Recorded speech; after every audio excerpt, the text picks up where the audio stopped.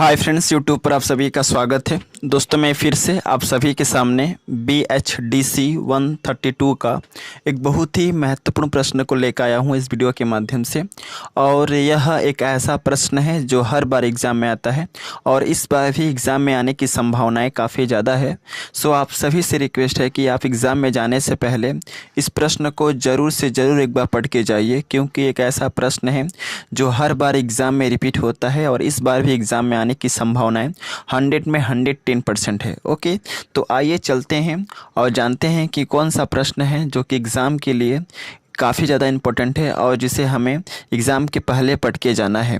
तो सबसे पहला प्रश्न आपके एग्ज़ाम में आता है कि भक्तिकालीन काव्य के परम विशेषताओं का वर्णन करो।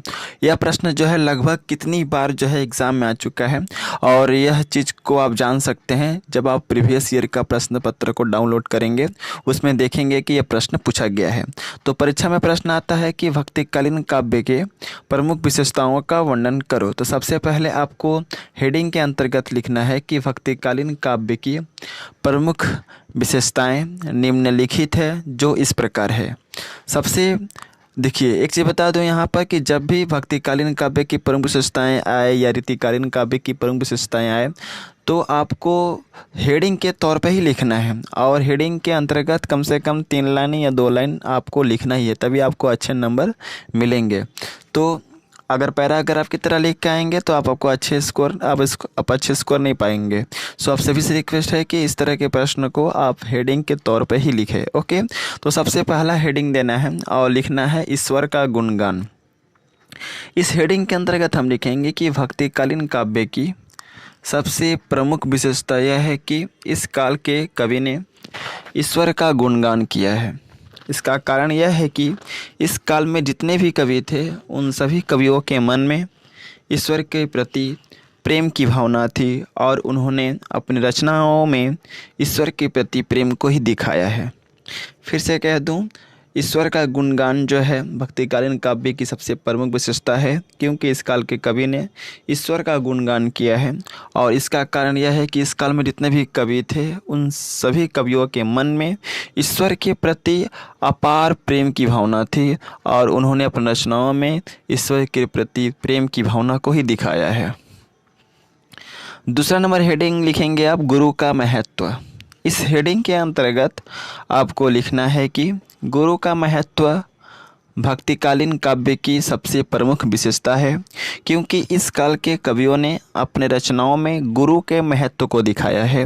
क्योंकि उनका मानना था कि संसार में गुरु ही है जो अच्छे मार्ग का दर्शन करा सकता है, जो हमें सदमार्ग का दर्शन करा सकता है, जो हमें अच्छे राह पर चलने के लिए प्रेरित कर सकता है। वह एकमात्र कौन है? गुरु ही। इसलिए गुरु के महत्व को भक्तिकालीन कवियों ने अपने रचनाओं में ज़्यादा महत्व दिया है। 3 नंबर पॉइंट है अहंकार का त्याग। इस हेडिंग के अंतर्गत आपको लिखना है कि भक्तिकालीन काव्य के कवियों ने अपने रचनाओं के माध्यम से लोगों को यह बताया है, सांसारिक लोगों को यह संदेश दिया है कि मनुष्य को अपने मन के अंदर के अहंकार का त्याग करना चाहिए। फिर से कह दूं, इस अहंकार हेडिंग लिखेंगे अहंकार का त्याग।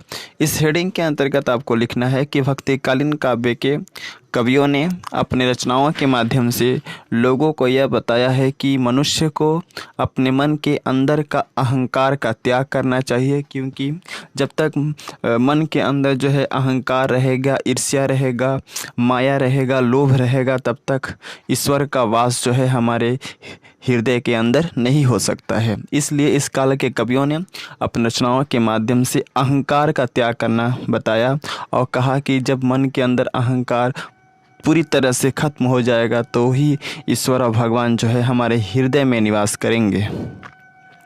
इसके बाद है अगला हेडिंग आडंबर का विरोध। इस हेडिंग के अंतर्गत आपको लिखना है कि आडंबरों का विरोध भक्तिकालीन काव्य की सबसे बड़ी विशेषता है, क्योंकि इस काल के कवियों ने अपनी रचनाओं के माध्यम से समाज में फैले हुए आडंबरों का विरोध किया है।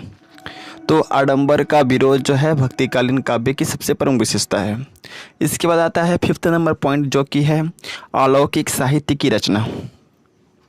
इस हेडिंग के अंतर्गत हम लिखेंगे कि भक्तिकालीन काव्य की यह एक प्रमुख विशेषता है कि इस काल के कवि ने अपनी रचनाओं के माध्यम से अलौकिक साहित्य की रचना की। यानी कि भक्तिकालीन